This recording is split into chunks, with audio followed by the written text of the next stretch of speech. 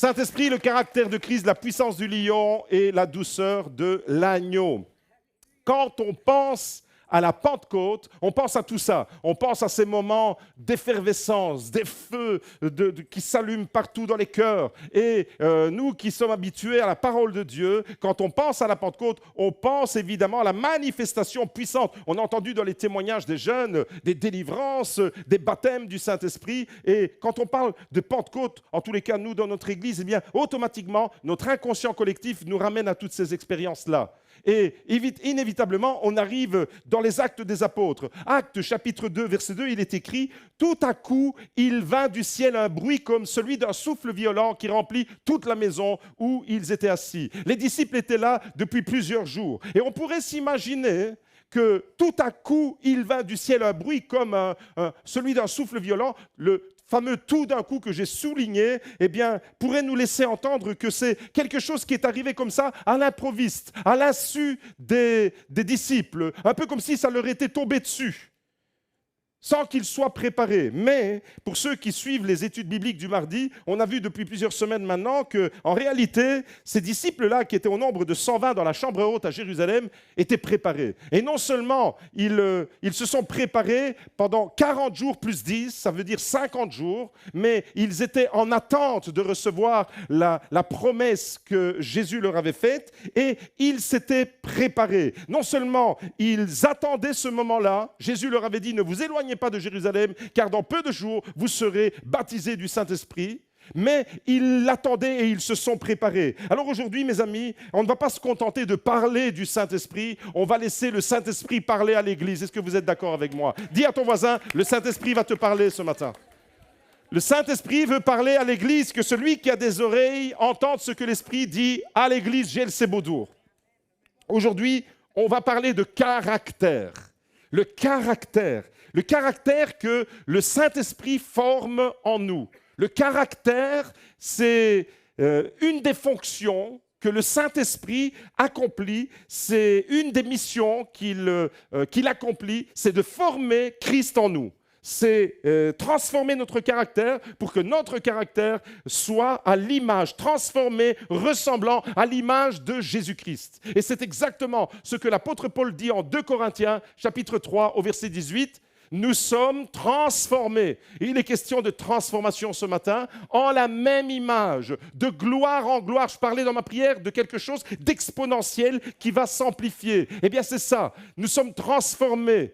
Il ne nous laisse pas tel qu'il nous a trouvés. Noé, c'est le début d'une aventure merveilleuse. Il va continuer à te transformer. Il va continuer à transformer chacun d'entre nous de gloire en gloire, comme par le Seigneur l'Esprit. Il est question de transformation, voyez-vous. Et est-ce que vous avez déjà remarqué qu'on vit dans une société qui déforme la vérité? Tout est déformé autour de nous. Tout est soit exagéré, soit atténué. Malheureusement, on vit dans une société de ce calibre-là. On vit dans un monde, dans une génération qui nous pousse dans les extrêmes, qui déforme la vérité. Et d'un côté, on nous dit par exemple, si tu es doux, les gens vont t'écraser. Si tu es doux, les gens vont vraiment prendre le dessus sur toi. Et à cause de ça, à cause de cette parole, si tu es doux, mon fils, attention, si tu es quelqu'un de doux, eh bien, le monde va te bouffer. Et alors, à cause de ça, eh bien, certaines personnes deviennent agressives, froides, elles deviennent dures, dominantes. Pourquoi? Parce qu'il y a un mécanisme, on ne veut pas se laisser bouffer par les autres, et alors on n'ose plus parler, on se renferme dans une carapace, on forme une carapace et on développe une personnalité, on montre qu'on est dur, on ne veut pas se montrer tendre. Voyez-vous, c'est le monde qui nous dit, si tu es doux, si tu es gentil, eh bien, tu vas te laisser bouffer par les autres vont t'écraser. Ça, c'est d'un côté. Et il y a une exagération qui produit malheureusement des choses en nous qui vont nous développer dans une direction. Et d'un autre côté, certains, parmi les chrétiens même, certains pensent que pour être spirituel, il faut être faible, il faut être silencieux, il faut être passif, il faut presque être inexistant, totalement effacé, comme si Dieu anéantissait notre personnalité. Dieu ne va jamais anéantir ta personnalité. Certains chrétiens pensent que pour être un bon chrétien, il faut complètement être presque comme un mollusque, sans colonne vertébrale, sans personnalité, voyez-vous? Et ce matin, j'aimerais vous dire que ces deux positions sont totalement fausses et non bibliques. Ces deux positions que je viens de décrire sont totalement fausses et non bibliques et vous allez comprendre où je veux en venir. Dieu ne valide aucune de ces deux mentalités. Ces deux positions produisent malheureusement des chrétiens déformés. Mais la Pentecôte, l'esprit de Pentecôte que nous célébrons aujourd'hui, ne déforme pas les chrétiens, mais transforme les chrétiens. Dans Jean chapitre 1 au verset 29, Jean-Baptiste voit Jésus et dit « Voici l'agneau de Dieu qui ôte le péché du monde ». Souligné, Jésus est reconnu comme étant agneau de Dieu. Et dans Apocalypse 5 au verset 5, Jésus est présenté comme le lion de la tribu de Juda, le rejeton de David, qui a vaincu pour ouvrir le livre et ses 7 sceaux. Voyez-vous, Jésus avait cette double caractéristique. Il était en même temps, il était à la fois l'agneau de Dieu et le lion de la tribu de Juda. Autrement dit, Jésus était ni fade, ni arrogant. Il n'était ni faible, ni arrogant et dominant. Il était capable de laver les pieds des disciples, mais il était aussi capable de retourner les tables dans le temple de Jérusalem. Il pleurait avec les gens qui étaient dans la détresse. Il pleurait. Quand on lit l'Évangile, on voit toute l'affection que Jésus avait pour son ami Lazare. Il pleure avec les gens qui pleurent. Il pleure avec les blessés de la vie, avec les laissés pour compte, mais il confronte les puissants, les religieux et les arrogants. Il était l'agneau, il était le lion, les deux en même temps, les deux à la fois. Et une des fonctions du Saint-Esprit dans notre propre vie, c'est de créer le caractère de Jésus. Une des fonctions, ce n'est pas la seule. Et ce matin, on va mettre le focus sur cette mission-là que le Saint-Esprit veut accomplir dans le cœur de chacun d'entre nous ce matin. Une des fonctions, c'est de développer le caractère de Christ. Et c'est Jésus lui-même qui nous dit dans Jean 16 au verset 13, Jésus qui annonce la venue du Saint-Esprit, qui nous présente la mission de l'Esprit. Regardez, quand il sera venu, l'Esprit de vérité, si dans le monde on déforme la vérité, eh bien l'Esprit de vérité, il nous conduit dans toute la vérité. Lui me glorifiera parce qu'il prendra de ce qui est à moi et vous l'annoncera. On pourrait comprendre aussi, il prendra de ce qui est à moi et vous le transmettra. Il prendra de ce qui est en moi et il vous le révélera. Il vous le communiquera. Le Saint-Esprit ne fait pas seulement que parler de Christ, il nous révèle et il nous rend Christ vivant en moi. Dis à ton voisin, Christ vivant en toi. Pour vivre la Pentecôte. Est-ce qu'il y a des chrétiens ce matin qui ont envie de vivre vraiment leur Pentecôte 2026 comme Dieu le veut? Alors écoutez-moi bien. Pour vivre la Pentecôte, il faut que la vie de Christ habite en moi. Pour vivre la Pentecôte, il faut que le caractère de Christ habite en moi. Et l'objectif du Saint-Esprit, c'est ça précisément. C'est de former Christ en moi. Et l'apôtre Paul était tellement imprégné de cette vérité qu'il dit en Colossiens 1, verset 27, « Christ en vous, l'espérance de la gloire ». Christ en vous, l'espérance de la gloire. Quand Christ habite ton cœur, la gloire est assurée. Et ton caractère va être transformé. Alors ce matin, eh bien, Dieu veut développer en toi le caractère de Jésus, la puissance du lion, la douceur de l'agneau. Les deux à la fois, la puissance du lion, la douceur de l'agneau. Voyez-vous, le problème, c'est quand on a la moitié de Christ. Le problème, c'est quand on ne développe pas les deux aspects dans notre vie chrétienne. Parce qu'on a des images, on a des préjugés. Et on imagine que le chrétien, il est complètement, comme je disais tout à l'heure, comme un mollusque. Fade, effacé, complètement inexistant, sans personnalité. Être chrétien, c'est le tapis, c'est le torchon, c'est la serpillière sur laquelle tout le monde peut essuyer ses pieds. Malheureusement, dans l'inconscient collectif de beaucoup de chrétiens évangéliques pentecôtistes, eh bien c'est ça. C'est de croire que malheureusement, eh bien, on est chrétien uniquement si on montre une facette. Mais le problème, c'est quand on n'arrive pas à maintenir les deux en équilibre, parce que Jésus avait cette double caractéristique dans son caractère. Si la Bible le présente comme l'agneau de Dieu et le lion de la tribu de Juda, c'est que les deux aspects doivent cohabiter. Et si les deux caractéristiques cohabitent en Jésus, alors nous qui sommes créés à l'image de Dieu, transformés en la même image de gloire en gloire, on doit retrouver. Dis à ton voisin, je veux voir l'agneau, mais je veux voir aussi le lion qui est en toi. Le problème, c'est quoi? Le problème, c'est quand il y a trop de lions et pas assez d'agneaux. Quand il y a trop de lions, tu finis par bouffer tes frères et tes sœurs. Tu finis par bouffer ton mari. Tu finis par bouffer ta femme. Tu finis par bouffer celui qui se met en travers de ton chemin.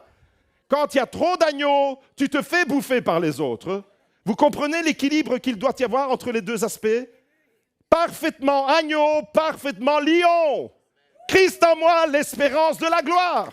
C'est ça l'esprit de la Pentecôte. Christ en moi, l'espérance de la gloire. Mon frère, ma sœur, ce matin, on va un peu analyser ces deux aspects qui cohabitent en Jésus. Et vous allez voir qu'il y a des dysfonctionnements dans notre vie quand on ne met pas l'emphase là où on doit la mettre. Premier dysfonctionnement de caractère. On a tous des dysfonctionnements de caractère. Moi, plus que vous. Quand tu développes l'agneau sans avoir le lion, tu es gentil en apparence, mais tu es sans conviction. Tu es gentil, tu as une belle apparence du chrétien, du bon chrétien du dimanche, bien sympathique, bien gentil. Avant, quelques décennies en arrière, on aurait dit, c'est le chrétien qui vient avec son costard, cravate, avec sa Bible sous le bras, qui vient à l'église. Tu es gentil, mais tu n'as pas de conviction. Tu es humble peut-être, mais sans courage. Tu as une apparence spirituelle, mais incapable d'affronter les difficultés de la vie. Et à la première vague, ta barque, elle est retournée.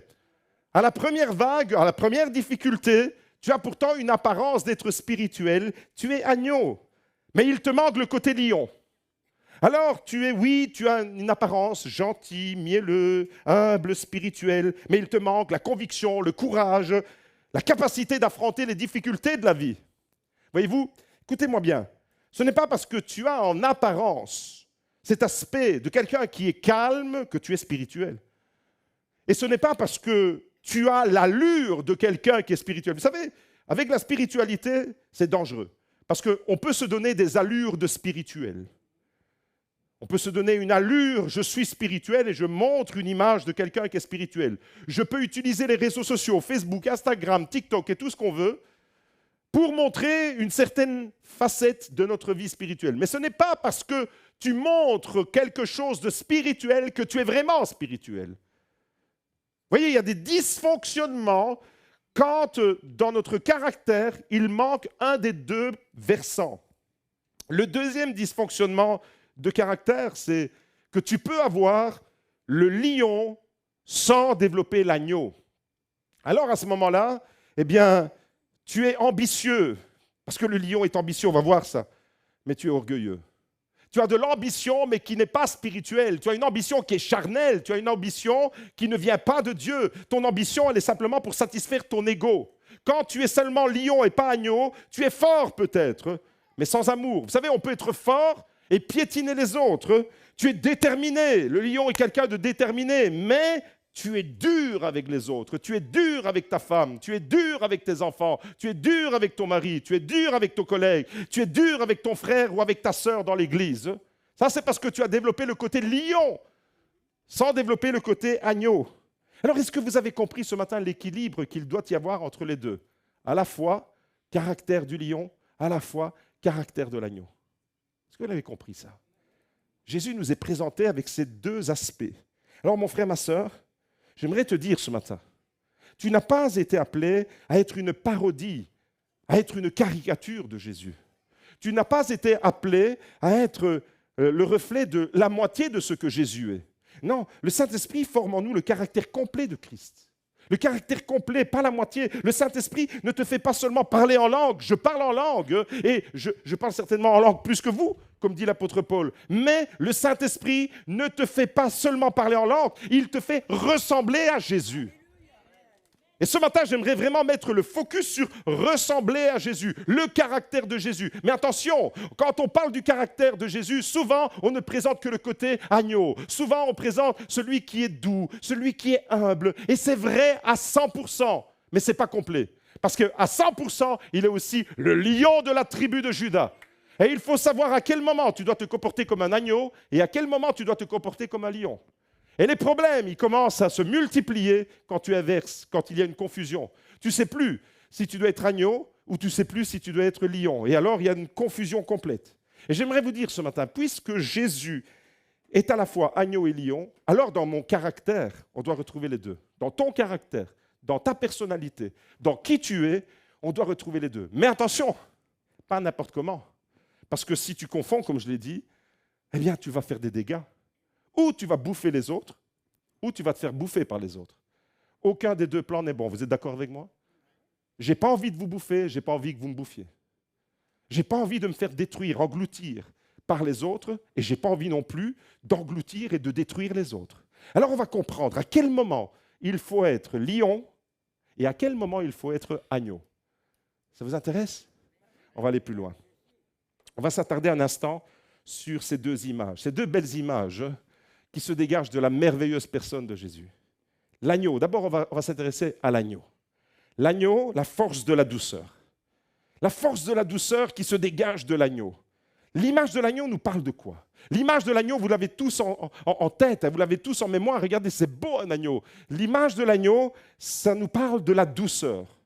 Ça nous parle de l'humilité. L'image de l'agneau, on reconnaît ces traits de caractère très forts chez Jésus. Ça nous parle de la pureté. La pureté dans les pensées. L'agneau qui est blanc, l'agneau qui est docile. Ça nous parle de patience. L'image de l'agneau nous parle de la compassion. On est attendri devant un agneau. Vous êtes d'accord avec moi? On est quand même attendri devant un agneau. Moi, j'avais 2 petites chèvres, des chèvres naines. Ce n'est pas des agneaux. C'est différent d'un agneau. Parce que les saloperies de chèvres, elles me fonçaient dessus avec leurs 2 petites cornes. Elles n'étaient pas plus hautes que 3 pommes, mais il fallait voir comment elles chargent. Elles faisaient du rentre-dedans. C'est une chèvre. Mon frère, ma soeur, j'aimerais te dire, tu n'es pas appelé à une chèvre. Dis à ton voisin, tu n'es pas une chèvre. Tu n'es pas appelé à être un bouc. Tu n'es pas un bouc. J'espère que vous avez mis du déodorant ce matin pour que vous puissiez l'entendre. Tu n'es pas un bouc et tu ne sens pas le bouc. On n'est pas appelé à être des boucs, on n'est pas appelé à être des chèvres. Un agneau, c'est docile, c'est beau, c'est attendrissant. Mais attention, la douceur biblique n'est pas une faiblesse. La douceur, selon la parole de Dieu, ne signifie pas qu'on manque de personnalité. Principe numéro 1, une première leçon avec l'agneau, c'est l'humilité, c'est quoi? L'humilité, c'est laisser Dieu être la source de tout ce que tu fais. C'est ça l'humilité. L'humilité, c'est laisser Dieu être la source de ton inspiration, de tes actions, de tout ce que tu fais. Et la phrase préférée de l'agneau, vous la connaissez? La phrase préférée de l'agneau, c'est Psaume 23, verset 1, « L'Éternel est mon berger, je ne manquerai de rien ». Ça, c'est la phrase préférée de l'agneau. Pourquoi? Parce que l'agneau, il vit avec la protection du berger. J'ai besoin du berger. J'ai besoin de Jésus, le bon berger. J'ai besoin, tout seul, je suis perdu dans ce monde. J'ai besoin de sa protection. L'agneau va développer une relation de totale dépendance envers le berger. Voilà l'image de l'agneau. Comme Jésus était totalement dépendant du Père.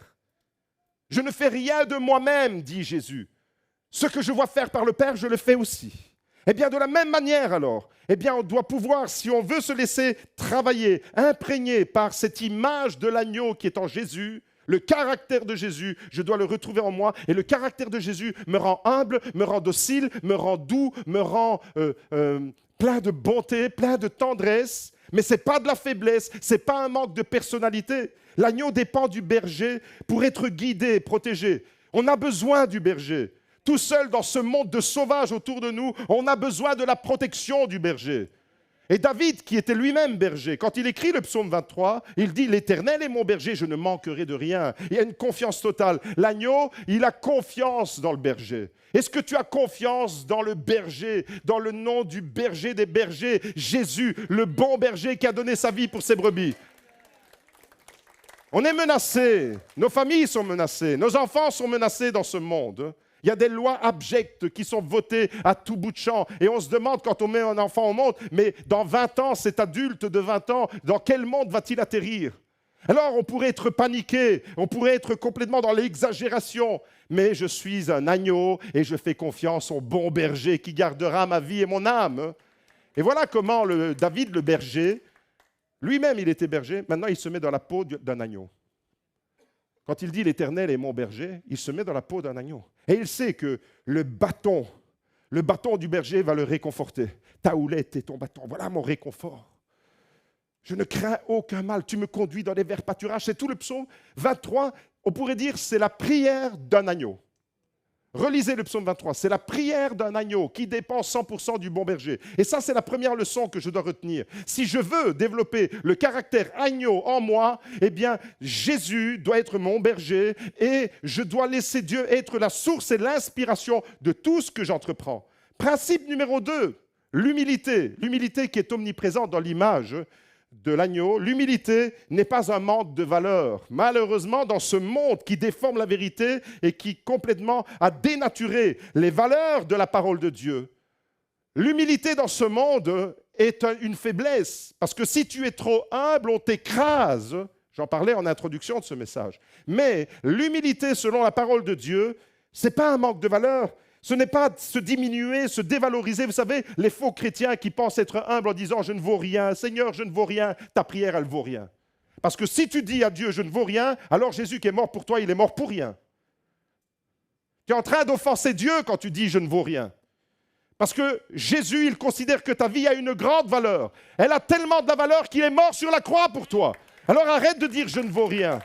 C'est de la fausse humilité, ça remplit les églises et ça dorlote les chrétiens dans une fausse spiritualité qui est gangrénée et qui est dangereuse. Non, je ne vaux pas rien. L'humilité, selon la parole de Dieu, ce n'est pas se dévaloriser. Seigneur, tu vois, ma vie, elle vaut rien, je suis rien, je ne vaux rien, je suis nulle part. L'humilité ne signifie pas non plus manquer de personnalité. L'humilité, ce n'est pas non plus penser que ta vie, elle est à zéro. L'humilité, c'est quoi? L'humilité, c'est savoir qui tu es. L'apôtre Paul dit « Je sais qui je suis. Je sais que je suis un enfant de Dieu. Je sais que mon sauveur, mon berger, a donné sa vie pour moi. Il m'a racheté. J'ai de la valeur aux yeux de Dieu. Même si la vie est difficile, même si je traverse les épreuves et les tempêtes, j'ai de la valeur. Je ne suis pas un moins que rien.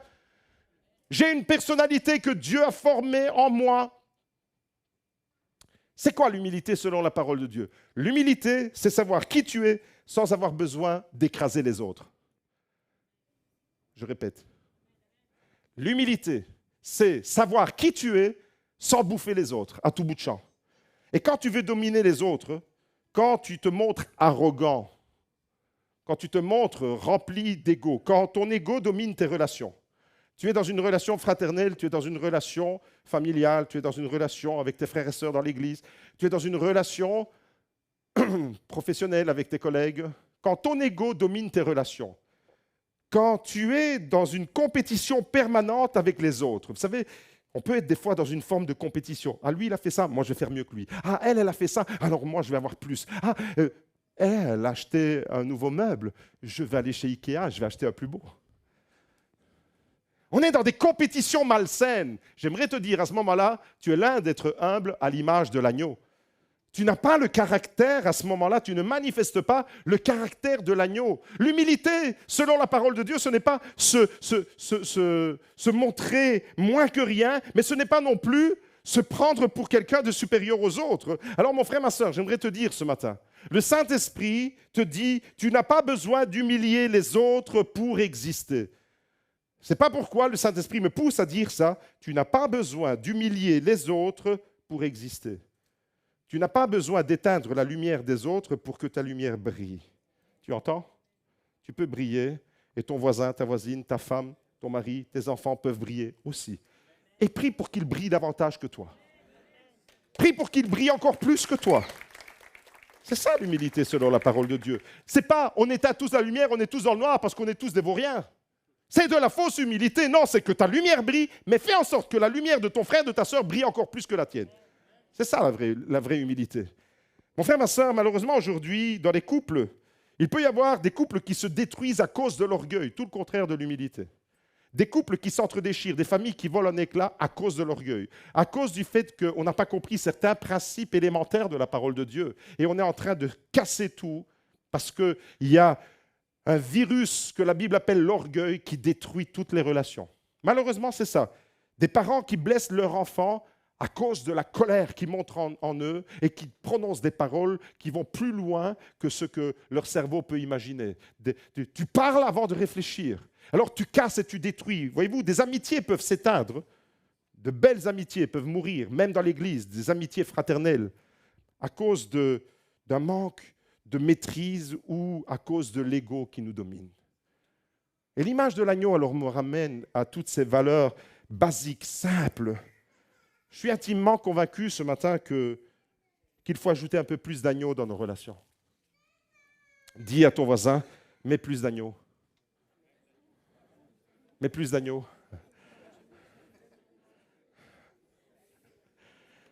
C'est pas dans la sauce tomate, hein?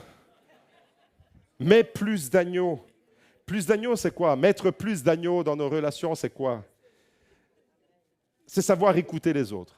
Mettre plus d'agneau dans nos relations, c'est savoir nous écouter les uns les autres. Mettre plus d'agneau dans la vie de l'Église. Mettre plus d'agneau dans la vie familiale. Mettre plus d'agneau dans nos relations fraternelles, c'est non seulement savoir nous écouter, mais c'est savoir pardonner. C'est pas garder la rancœur. Hier, j'ai été surpris. Quelqu'un qui m'a fait beaucoup de mal, il y a quelques années en arrière, exactement il y a 6 ans, m'a envoyé un SMS en me demandant pardon.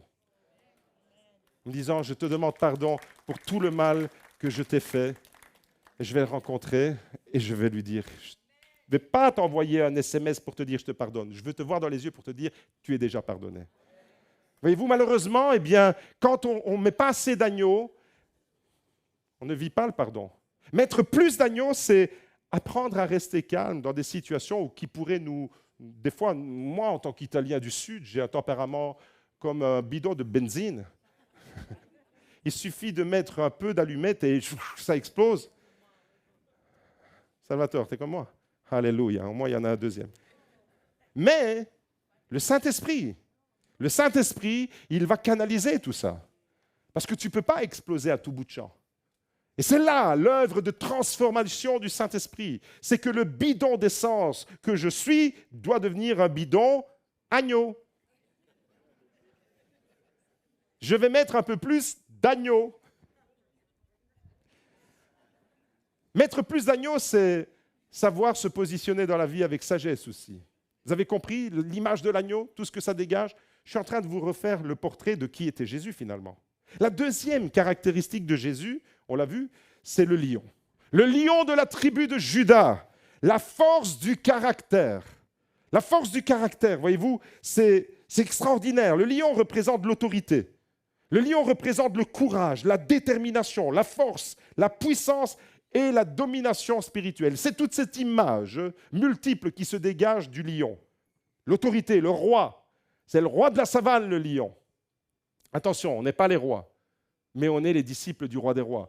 Il a fait de nous un royaume de sacrificateurs. Alors oui, je suis un prince, et si tu es une fille, tu peux dire, je suis la princesse de mon Dieu. Parce que j'ai un héritage royal. Parce que celui qui m'a racheté, c'est le roi des rois, le seigneur des seigneurs. Il est le lion de la tribu de Juda. Et voyez-vous, le caractère alors du lion qui représente le courage, la détermination, la force, la puissance. C'est, on pourrait dire, presque à l'opposé de l'image de l'agneau. Vous êtes d'accord avec moi? On ne doit pas opposer les deux images. Elles doivent cohabiter en nous. On ne doit pas être seulement agneau ou seulement lion. Malheureusement, certains chrétiens sont encore une fois ici dans l'erreur à ce sujet. Pourquoi? Parce qu'ils pensent que dès que tu as de l'ambition, tu es orgueilleux. Et on confond l'ambition saine pour voir le royaume de Dieu progresser. J'imagine les organisateurs de ECHO, quand ils ont été à leur initiative, au tout début, ils avaient de l'ambition. Et que de 9005, on passe dans 3 ans, quand il y aura ECHO, dans 3 ans, à 10 000, à 15 000, à 20 000 jeunes. Ayez de l'ambition dans les projets pour Dieu. Et avoir de l'ambition, ce n'est pas être orgueilleux. Malheureusement, certains chrétiens confondent tout. Humilité, je ne vaux rien. Dès que tu as un peu d'ambition, dès que tu veux être entreprenant pour le royaume de Dieu, on te met vite une étiquette, tu es orgueilleux. Ils pensent malheureusement qu'avoir de l'autorité, c'est dominer sur les autres et manquer d'amour. Erreur. Ce n'est pas biblique. Ces schémas de pensée que nous nourrissons, c'est la déformation de ce que le monde ou une mauvaise lecture de la parole de Dieu nous inflige. Quand tu es déterminé, quand tu es quelqu'un de déterminé, tu entreprends et que tu es déterminé dans tout ce que tu fais, tu vas jusqu'au bout, tu n'abandonnes pas, tu n'es pas quelqu'un d'orgueilleux, tu n'es pas quelqu'un qui manque d'orgueil, tu es quelqu'un qui a une personnalité, tu es quelqu'un qui a de la persévérance. Et ce sont des qualités que Dieu met en lumière dans sa parole. Vous voyez, malheureusement, on est dans une dichotomie. On est dans un dualisme. D'un côté, on met l'humilité de l'agneau, de l'autre côté, on met la puissance, l'autorité du lion, et malheureusement, eh bien, c'est comme si ces deux images, elles étaient incompatibles. C'est difficile de faire cohabiter ces deux images sans le Saint-Esprit. Mais avec le Saint-Esprit, c'est tout à fait possible. C'est tout à fait possible. C'est lui qui transforme notre caractère. Voyez-vous ? Ce genre de mensonge, cette fausse humilité construit malheureusement un christianisme faible. C'est pour ça que le christianisme, par moment, il est faible. Moi, je vois des chrétiens persécutés dans certains pays. Ils sont à la fois agneaux et à la fois lions. Je vois des fois des situations où les deux cohabitent et c'est visible. Alors, dis à ton voisin, tu peux avoir de l'ambition, ce n'est pas un péché. Tu peux avoir de l'ambition, ce n'est pas un péché. Sois un peu plus ambitieux. Chrétien du borinage, mannaggia la miseria, sois un peu plus ambitieux. Tout le monde a compris, j'ai parlé en langue. Mannaggia la miseria, c'est au ciel, vous comprenez l'interprétation. C'est soyons ambitieux pour le royaume de Dieu. C'est la nature du lion qui agit en moi.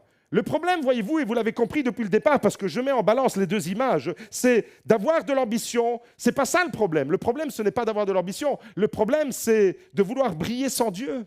C'est ça le problème. Tout ce que la Bible dénonce, ce n'est pas qu'on brille. La Bible n'a jamais mis un veto là-dessus. C'est briller sans Dieu qui est un péché, parce qu'on s'attire la gloire. Mais ce n'est pas l'ambition qui est un problème.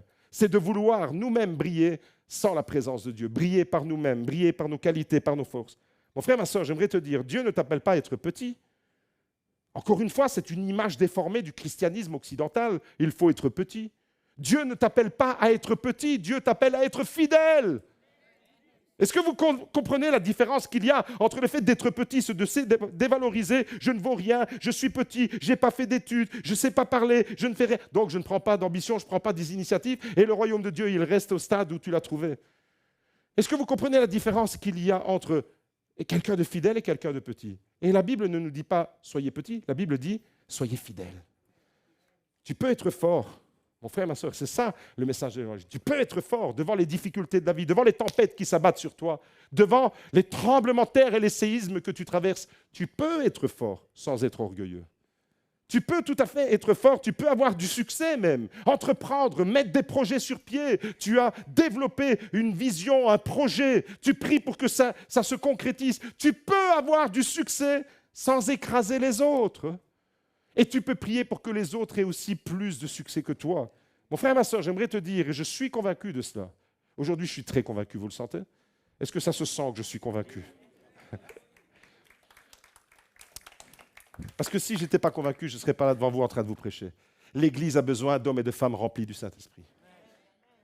L'Église a besoin, le monde autour de nous a besoin d'hommes et de femmes remplis, de chrétiens, de disciples de Jésus, remplis du Saint-Esprit. Pas à moitié remplis.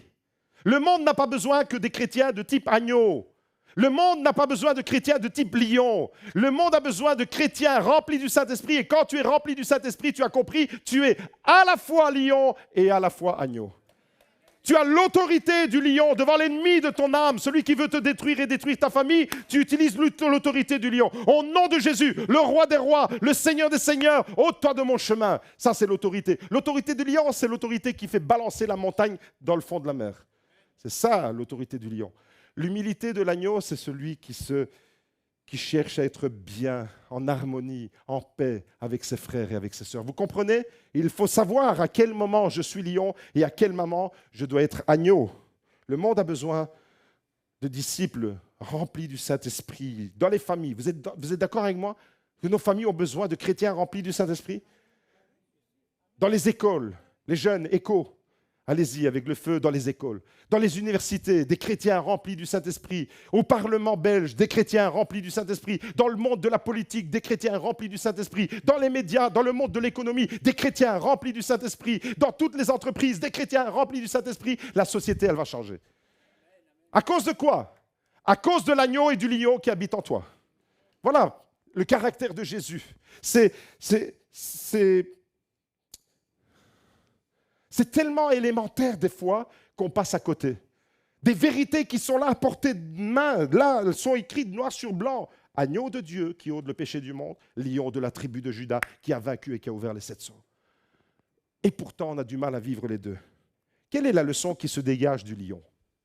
Le lion, leçon numéro 1, le lion a de l'ambition.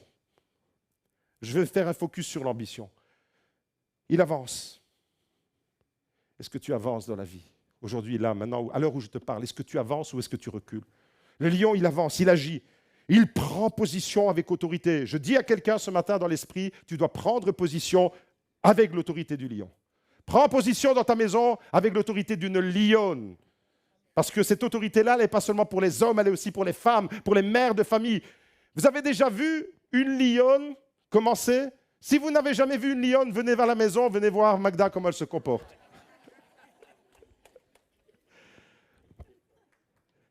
Une lionne. Moi, j'ai vu Magda au bord d'un terrain de football quand mes enfants, qui n'ont jamais été des grands footballeurs, pensaient qu'ils allaient devenir Del Piero, Maradona et tutti quanti. Magda, Superwoman, c'est rien du tout. C'est la lionne de service. Elle courait dans tous les sens et elle criait sur les...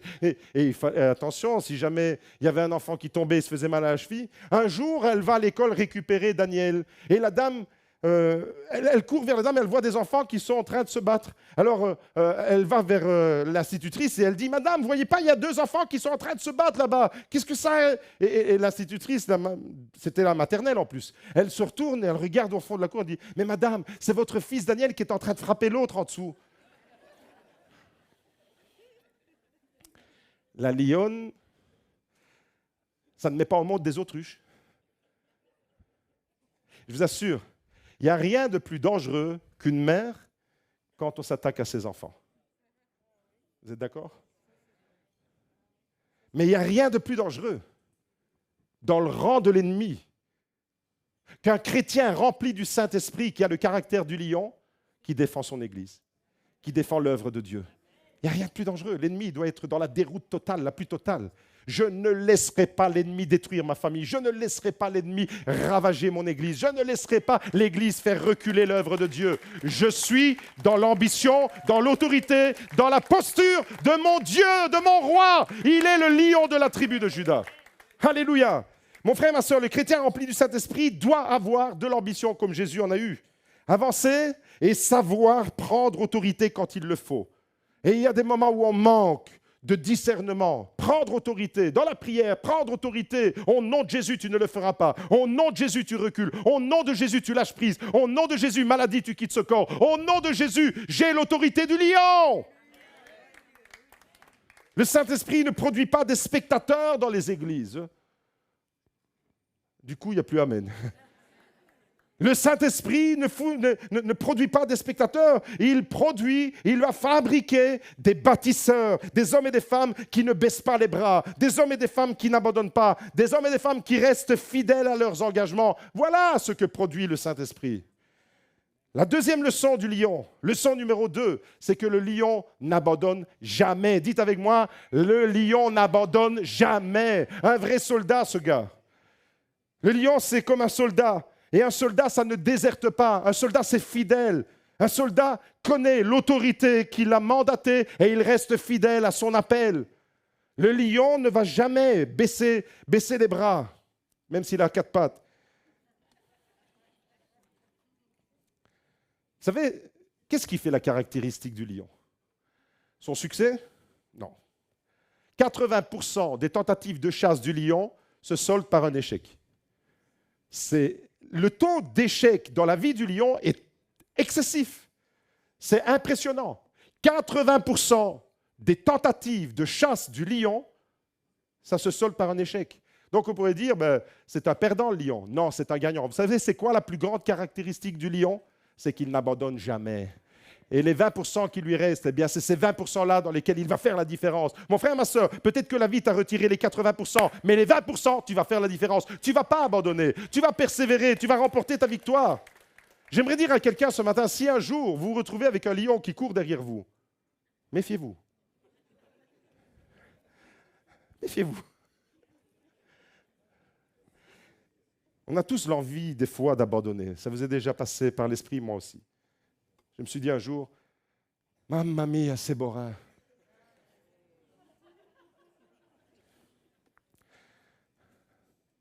Ma grand-mère, quand elle disait ça, elle faisait ça en même temps, mais moi je ne le fais pas parce que je ne suis pas catholique.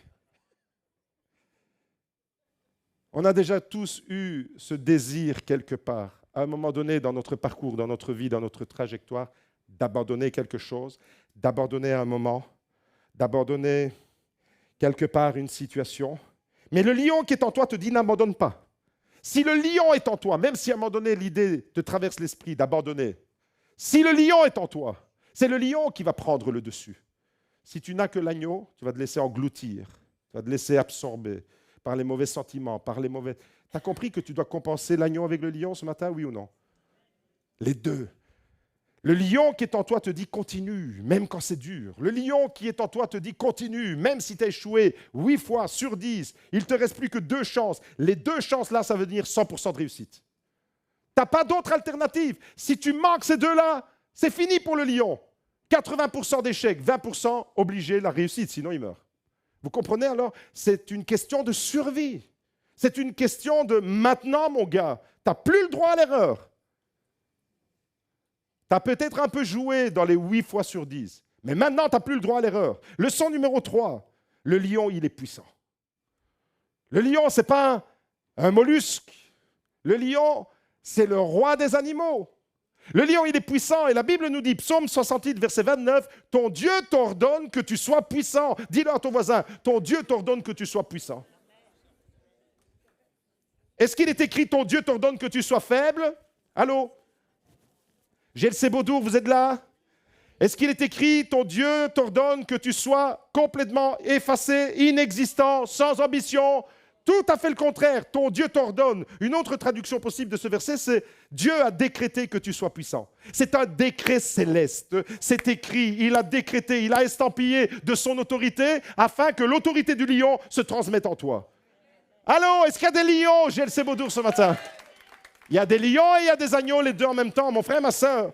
Si tu laisses agir le Saint-Esprit ce jour, aujourd'hui c'est la Pentecôte, mais j'espère qu'aujourd'hui, il y a quelque chose qui va naître dans votre cœur. Si tu laisses agir le Saint-Esprit, il te donnera la force de résister dans l'épreuve. Si tu n'as pas le côté lion, tu ne résistes pas dans l'épreuve. J'ai vu des combats de lions avec des buffles, à se faire encorner dans tous les sens, à se faire retourner, lancer 10 mètres en l'air, retomber et tout. Le lion, au bout de sa vie, complètement défoncé par le buffle avec ses cornes, il ne lâchait pas prise.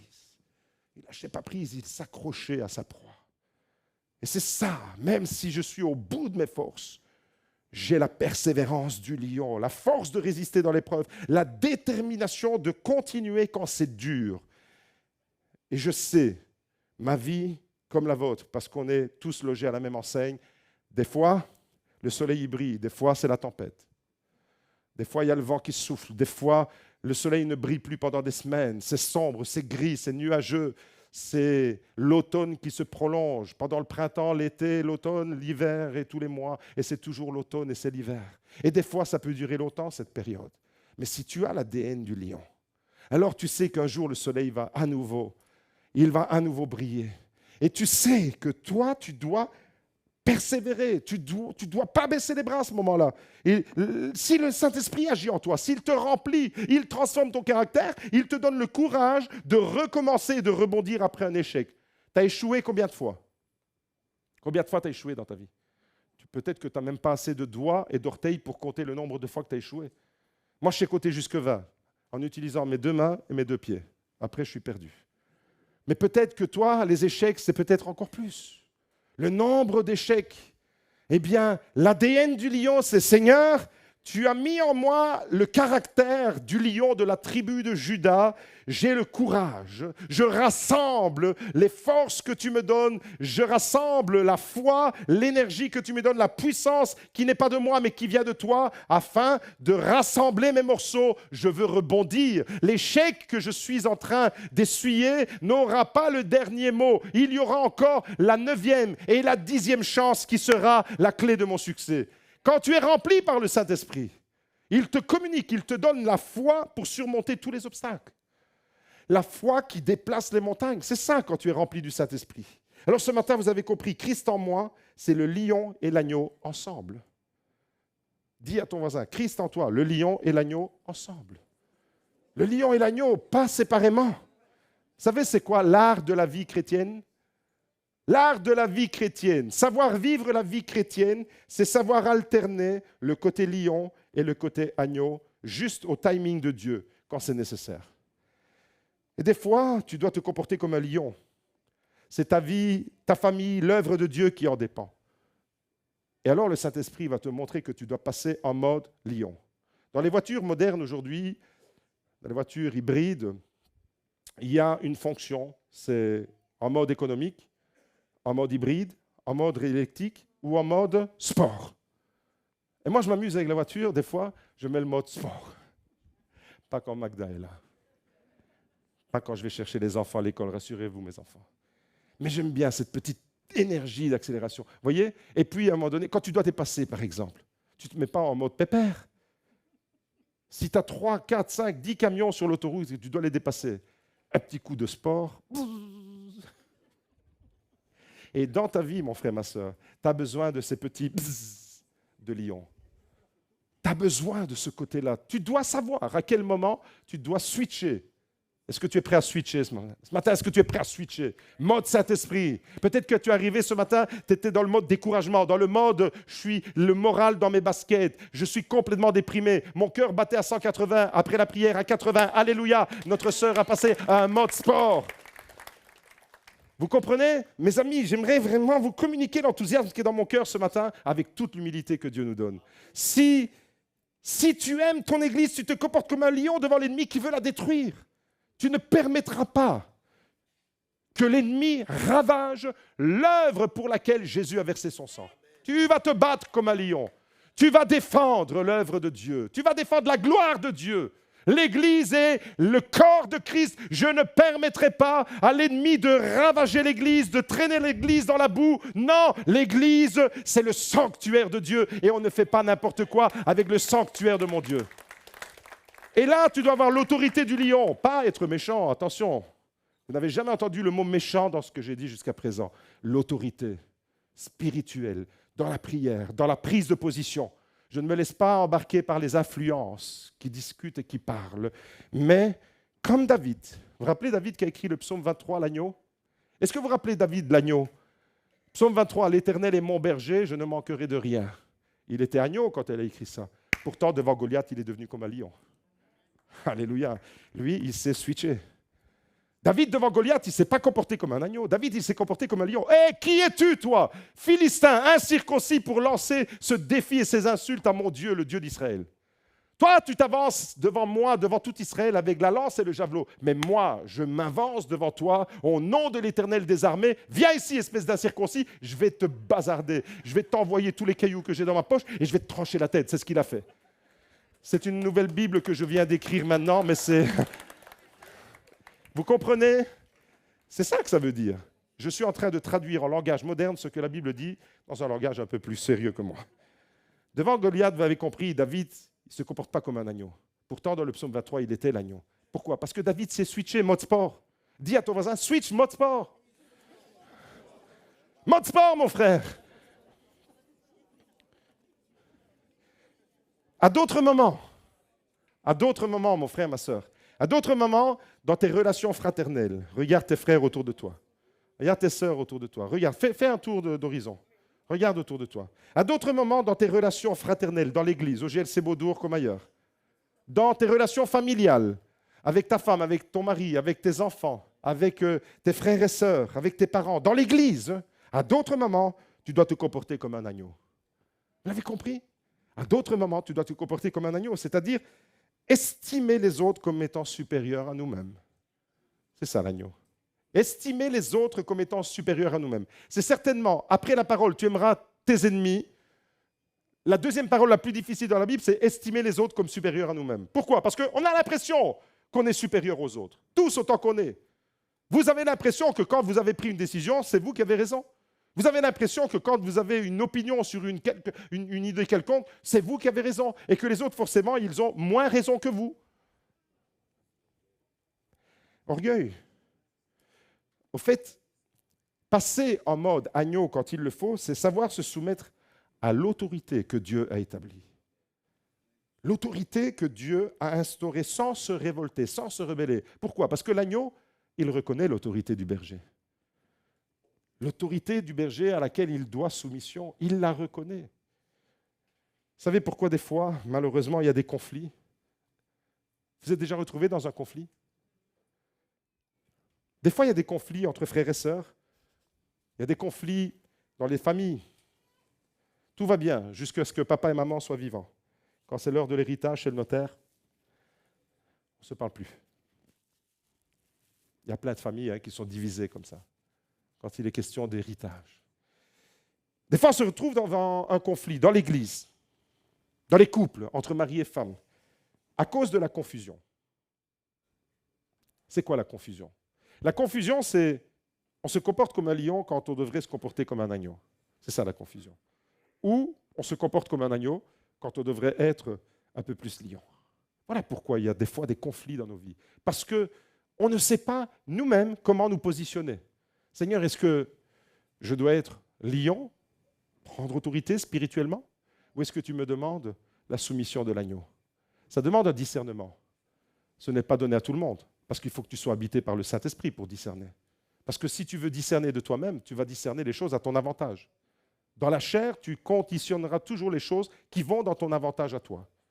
Mais si tu te laisses remplir par le Saint-Esprit, en plus du caractère agneau et en plus du caractère lion, simultanément, il te donnera la capacité de savoir à quel moment tu dois switcher en mode sport ou en mode économique. À quel moment tu dois passer en mode agneau, en mode lion. Seigneur, est-ce que je dois me positionner, défendre une situation, ou est-ce que je dois la laisser aller? Ça, c'est le genre de situation qui est difficile à discerner humainement parlant. Et pourtant, le Saint-Esprit, il nous donne la capacité de discerner ces moments-là. Voilà pourquoi il est important que Écho pour les jeunes et que des moments comme celui que nous vivons aujourd'hui ici au GLC Beaudour ne soient pas simplement de l'ordre de l'anecdote, d'un moment que j'ai bien vécu, un beau moment, mais quelque chose qui va transcender ma vie, qui va impacter ma vie, qui va transformer, qui va m'équiper, qui va me donner la possibilité pour les jours, les semaines, les mois, les années à venir, de pouvoir vivre pleinement avec un caractère transformé à l'image de mon Sauveur. L'équipe de louange peut me rejoindre, le piano s'il vous plaît. Mon frère, ma soeur, je me sens poussé à te dire ce matin, développe l'agneau. Développe l'agneau en toi. Dans ta manière de parler, développe l'agneau. Quand tu t'adresses à ton frère, à ta soeur, développe l'agneau. Développe l'agneau dans ta patience, dans ta façon de traiter les autres, développe l'agneau. Ah, à ce moment-là, vous l'avez compris, l'agneau, privilégiez l'agneau quand vous êtes dans des relations fraternelles. J'entends 0 amen, mais tant pis, je le dis quand même. Pourtant, je suis agneau là devant vous en ce moment. Attention, bientôt je vais devenir un lion. Privilégiez l'agneau dans les relations fraternelles. Privilégiez l'agneau avec douceur. Mais attention, des fois, tu n'es pas d'accord. Et dire à quelqu'un « je ne suis pas d'accord », ça ne veut pas dire que tu ne l'aimes pas, ça ne veut pas dire que tu es orgueilleux. Ça veut dire que tu as une personnalité. Ça veut dire que tu te positionnes. Parce qu'il y a le côté lion qui est là. Alors, mon frère, ma soeur, développe l'agneau dans tes relations fraternelles.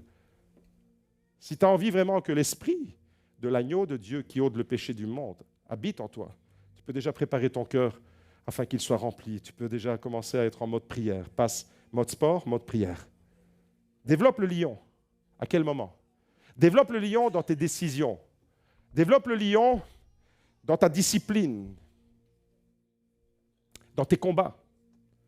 Développe le lion dans ton courage, le courage que tu dois manifester devant une situation difficile. Développe le lion dans ta foi. Développe le lion qui est en toi dans ta détermination. Vous avez compris la différence entre le lion et l'agneau? L'agneau, tu dois le développer dans tes relations fraternelles pour ne pas détruire les autres, tout en sachant te positionner. Le lion, tu dois le développer davantage devant des situations d'oppression, d'attaque, devant les combats spirituels que tu mènes. Tu ne vas pas mener ton combat comme un petit gentil agneau, mon petit toutou. Tu as besoin de montrer l'autorité du lion devant l'ennemi de ton âme. Dans les combats spirituels, dans les combats que tu dois remporter pour ta famille, dans les combats que tu dois remporter dans la prière, à genoux, dans le jeûne, dans l'intercession. Là, c'est le caractère du lion qui doit se développer. Tu as compris pourquoi tu dois être les deux à la fois? Dieu nous a équipés de 2 mains, de 2 jambes, de 2 yeux, de 2 oreilles, de 2 narines. Il nous a équilibrés. Même le mot cœur en hébreu, levav, il est construit avec 2 lettres. Et on peut dire levav avec 2 fois bet. C'est comme s'il y avait dans notre cœur 2 maisons. Ah, c'est beau ça. Un peu d'hébreu. Rapidement, ce n'est pas prévu dans mes notes, mais je me sens poussé à vous le lire. En hébreu, le cœur, ça se dit lev. C'est 2 lettres. La lettre lamed et la lettre bet. Lamed, ça veut dire enseigner. Bet, ça veut dire maison. La maison de l'enseignement dans ton cœur. Waouh, c'est déjà tout un enseignement en soi. Mais, des fois, la Bible, elle n'écrit pas le cœur lev, elle écrit le cœur levav. Avec lamed, bet, bet. 2 fois la lettre bet. Pourquoi lamed, bet, bet? Parce qu'il y a les 2 parties en toi, 2 maisons. Alors 2 maisons pour qui? Pas pour 2 entités étrangères. Il n'y a que la présence de Dieu qui peut habiter dans ton cœur. Mais alors les 2 maisons, c'est pour qui? Eh bien, une pour l'agneau et une pour le lion. Est-ce que tu es prêt à dire, Seigneur, je t'ouvre mon cœur pour que le lion et l'agneau viennent habiter en moi? Le lion de la tribu de Juda, l'agneau de Dieu qui ôte le péché du monde. Et je saurai alors, parce que tu me donneras le discernement, je saurai comment me positionner. Mon frère, ma sœur, sans l'agneau, ta force, c'est de la dureté. Sans le lion, ta douceur se transforme en faiblesse.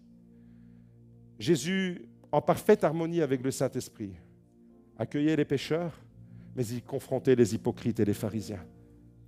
En parfaite harmonie avec le Saint-Esprit, il aimait profondément Jésus, mais il parlait avec autorité. Alors, je vais vous donner la possibilité ce matin.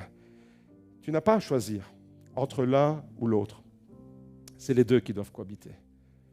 C'est pas choisir entre le lion et l'agneau, c'est choisir entre, est-ce que je vais laisser de la place dans mon cœur pour le lion et l'agneau ou pas? Est-ce que le Saint-Esprit peut me conduire à développer ces deux caractéristiques? Tu ne dois pas choisir, tu dois vivre pleinement les 2, ressembler aux 2. Si tu veux ressembler à Christ, mon frère, ma sœur, développe le caractère du lion, développe le caractère de l'agneau. Et si tu veux le vivre maintenant, si tu ne veux pas, tu n'es pas obligé. C'est ta liberté, tu peux rester assis. Mais si tu veux vivre pleinement ta Pentecôte avec le caractère du lion et de l'agneau, je te demande simplement de te tenir debout, à fermer les yeux, on va lever les mains. Et on va prier, on va demander à Dieu de nous conduire. Ne regardez pas la montre, laissez le Saint-Esprit vous conduire. Il y a des choses qui doivent se passer dans le cœur. Il y a peut-être un pardon qui doit être demandé à Dieu. Parce que peut-être qu'avec ta femme, tu t'es comporté comme un lion alors que tu devais être comme un agneau ce jour-là. Peut-être qu'avec ton mari, tu t'es comporté comme une lionne, mais que tu devais être comme un agneau. Peut-être demander pardon à Dieu, de dire « Seigneur, je me suis trompé parce que je n'ai pas amorcé le combat de la bonne manière. Je n'ai pas utilisé l'autorité que tu me donnes. L'autorité spirituelle, au nom de Jésus, je ne l'ai pas utilisée. Alors je te demande pardon. Viens m'équiper, viens me transformer. Je veux switcher en mode sport. Ce matin, si tu veux faire cette prière avec moi, lève les mains. Saint-Esprit, tu viens maintenant dans le cœur de tous ceux qui lèvent les mains devant toi. Au nom de Jésus, tu nous fais switcher. Au nom de Jésus, tu nous transformes. Au nom de Jésus, de gloire en la même image. L'image du lion, l'image de l'agneau. Merci Seigneur parce que ta parole est tellement merveilleuse, profonde. Elle sait s'adapter à nos vies, à nos situations. Et pourtant, elle est immuable. Ta parole est oui et amen. C'est nous qui devons savoir à quel moment nous devons basculer dans un monde ou dans l'autre, tout en ayant les 2 simultanément. Merci Seigneur de développer ce caractère. Plus d'agneaux de Dieu dans ma vie, plus du caractère de l'agneau de Dieu dans mon caractère, plus de l'autorité du lion dans mes prières, dans mes combats, pour que je vois le résultat de mes prières. Je dois utiliser l'autorité du lion. Donne-moi cette autorité, Saint-Esprit. Ce n'est pas une autorité qui vient de moi, c'est une autorité qui vient d'en haut. Saint-Esprit, visite l'Église ce matin. Transforme les cœurs. Rends-nous à l'image de Jésus ce matin. Tu es digne, agneau de Dieu. Ton Église va te louer, ton Église va t'adorer. Et pendant que nous allons te prier, te chanter, tu vas accomplir une œuvre dans les profondeurs de notre âme, dans notre cœur. Levav, 2 maisons pour accueillir le lion et l'agneau. Un seul cœur pour toi. Merci de bénir ton Église, Seigneur, et que la Pentecôte soit vraiment à l'image de ce que tu veux pour nous aujourd'hui, au nom puissant de Jésus. Amen. Amen. Amen.